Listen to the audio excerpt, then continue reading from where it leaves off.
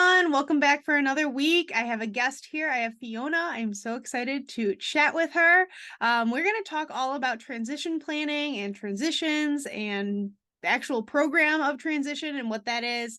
So if you are a transition teacher yourself, or you're looking to maybe explore that as an option in the fall for a classroom. So I'm going to let Fiona actually introduce herself before we get way too much into this. So hi, Fiona. How are you? Good. Hello. Just finished up a day of work. I'm in my classroom. So I am Fiona, and if you are not aware, I am from Adulting Made Easy, also known as SPED Adulting.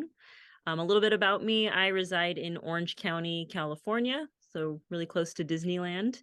I am a Mod Severe high school transition teacher, and I create life skills and vocational resources on the side.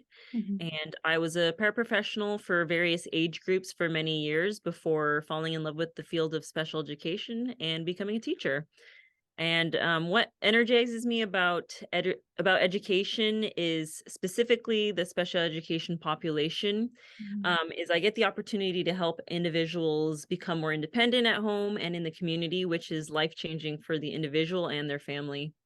Yeah, I've seen such a great overlap between school and like home when there is that community involvement of like, we got to go to this location and they were independent and navigating or ordering from the menu or whatever it is. And then you can share that with the families or they can do it vice versa. Now the school knows.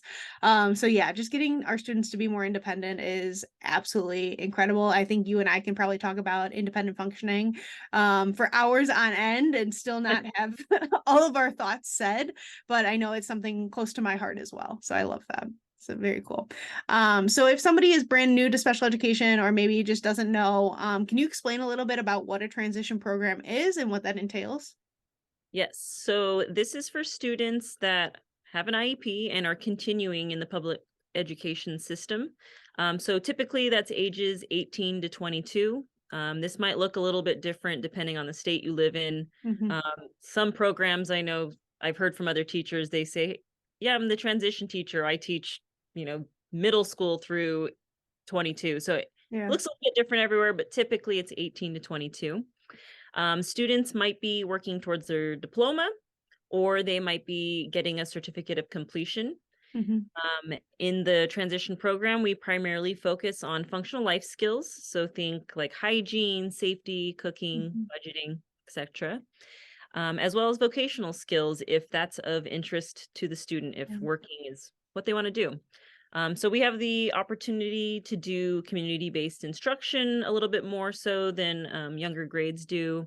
And then as well as work skills in the community. So students might have an on or off campus work experience with a job coach.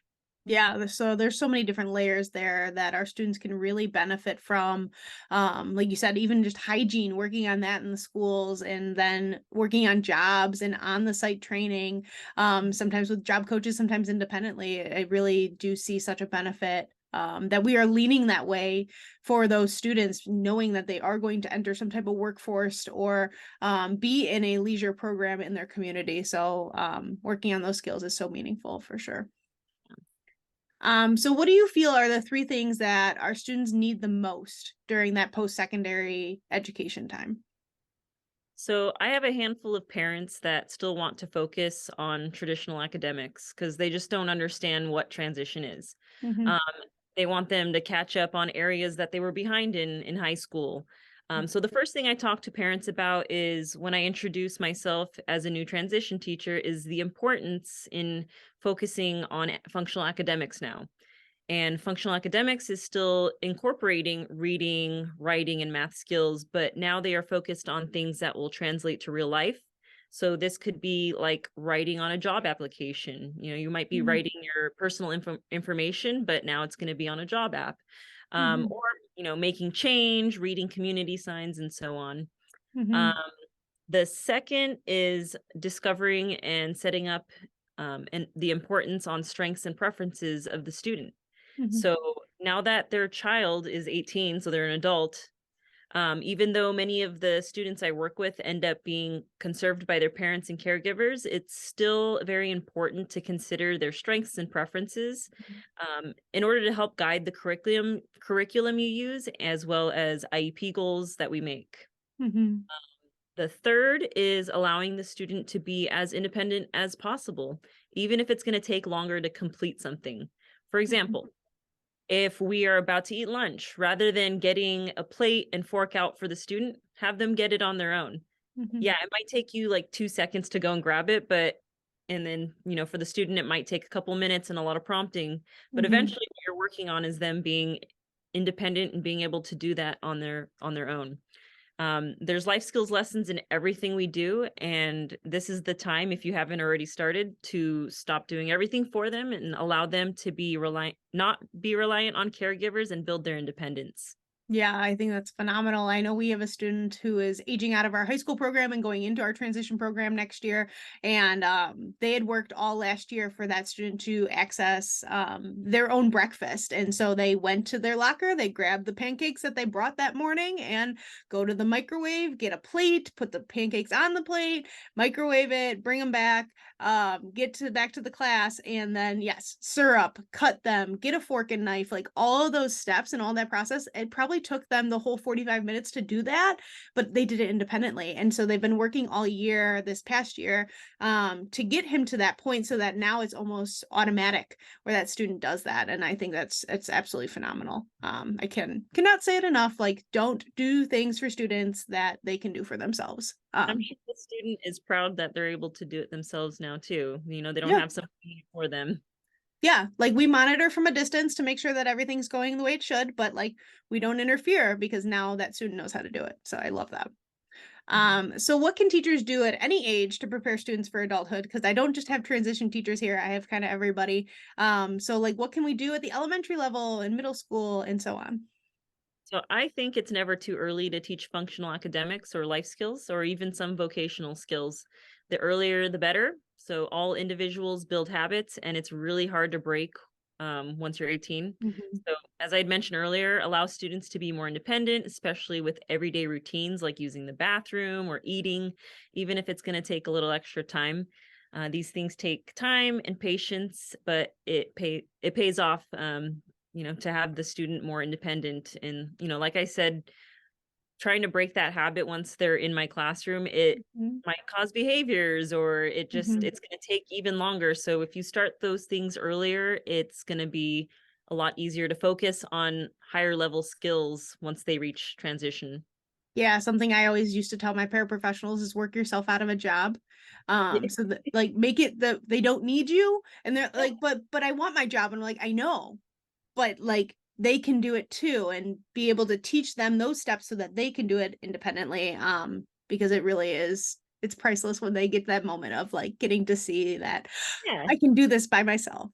So And it's think of cool. it also as like, you even though you're working yourself out of a job, like your job is going to be easier in the long run Yeah. once students are doing things independently. Yeah, because you faded that prompt so much that you are no longer needed to be there to support them. You can oversee and monitor, um, just of course for anything, but like standing next to the student while they grab their lunch or their breakfast or whatever it is, like I would hate if somebody was breathing down my neck all day. So just think about it that way. Mhm. Love it. I know you have a ton of resources and blog posts. Is there anything that you recommend that people can use? I know beyond just your own website. Yeah. So I use Unique Learning System and News to You as my main curriculum. But as with any curriculum, it's almost impossible to meet the needs of all of your students. Every student has different learning preferences as well as IEP goals. And also, if you work with higher support needs students, you can understand my struggle in finding age appropriate curriculum that's simplified enough to their levels. So that's what inspired me to make my own curriculum, as I'm sure the same is with you, Yeah. Heather. And I have a free life skills scope and sequence to help you get organized, and I will share the link with Heather to put below. Yeah, I even use that with my middle schoolers when I was teaching as well. So that kind of helped guide me into that direction of being more functional with a lot of the things that I did. Yes, I still did the academics, but we found ways to wiggle in that free life skills scope and sequence that you have. So I love that. Mhm. Do you have any other tips and tricks when supporting our students into adulthood that really like maybe people aren't thinking about? So community-based instruction, if you're able to go off campus, I think it's so important to learn valuable skills that you can't in the classroom. Mhm. Not only would you be learning skills that are helping them become more independent, but these community outings would help familiarize the student with local businesses Yeah. and important places in the community that are in their neighborhood. So I've had a handful of students who, prior to being in my class, didn't go out in the community much with their families because the families did not have enough support to feel safe to go out on their own. Whereas we have that support with all of the staff that we have, Mhm. as well as the teacher. So Mhm. the same goes with work experience. In the transition program, students have the opportunity to practice hands-on job skills that, with the support of a job coach, they can do at their own pace. You know, if you're going to a job and you're just hopping right into the job, you might not get that extra support. So Mhm. being in the transition program, we get to take those extra steps at their pace, so that they're able to learn it um, appropriately. And so the transition program, it's really important that we build and maintain good relationships with businesses and communities, whether it comes to community-based instruction or work experiences. Yeah, and if you want to know more about community-based instruction, go back a couple weeks. I did do I had Ashley on as a guest and she talked all about community-based instruction. So this is kind of a great parallel to that. But yeah, that job coaching piece and that community partnerships is huge for our students as they do enter their community and more of that workforce. So yeah, I absolutely love all of these tips and ideas related to transition. So thank you for being here, Fiona. Yeah, thanks for having me. I love being able to share about this little corner of the world that not very many people know about. Yeah. And if anybody's watching and they have any questions, you are welcome to comment below and we will try to answer them as quickly as we can. If not from myself, it'll come from Fiona and I'll make sure to get an answer for you. But again, all of Fiona's links will be below. You can find her website, her Teachers Pay Teacher store, and that freebie that she's going to link for us. So thanks again, Fiona. Thank you. Bye. Thank you for watching today's video. If you're new here, make sure to click that like and subscribe button. It would mean so much to me. Click the bell to get notifications for when new videos get released or I go live. As always, leave a comment if you have any questions.